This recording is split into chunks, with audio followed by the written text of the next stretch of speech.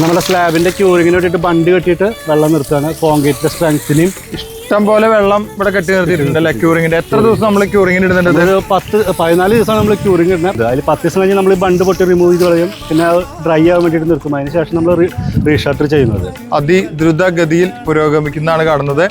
ഇനി ഇതിന്റെ മുകളിൽ നമ്മളൊന്നുമില്ല. ഇല്ല, ഇനി നമുക്ക് വരുന്ന സ്റ്റെയർ റൂം മാത്രമേ ഉള്ളൂ. വേറെ ഇവിടെ ഒരു സ്റ്റെയർ റൂം വരും, എന്നിട്ട് ഇവിടെ അവസാനിപ്പിക്കും. പിന്നെ നമുക്ക് പാരപ്പറ്റ് വാൾ മാത്രമേ. പാരപ്പറ്റ് വാൾ ചെയ്തിട്ട് ഇവിടെ നമ്മൾ വർക്ക് അവസാനിപ്പിക്കുകയാണ്. അപ്പൊ ഇതാണ് ഇതിന്റെ മുകളിലത്തെ അവസ്ഥ. ഇത് നമ്മൾ ചെയ്തിട്ടുള്ള റെഡിമിക്സ് ഉപയോഗിച്ചിട്ടാണ്. ഇതിന്റെ കംപ്രസീവ് സ്ട്രെങ്ത് എന്ന് പറഞ്ഞാൽ 30 കിലോ ന്യൂട്ടനാണ് വരിക.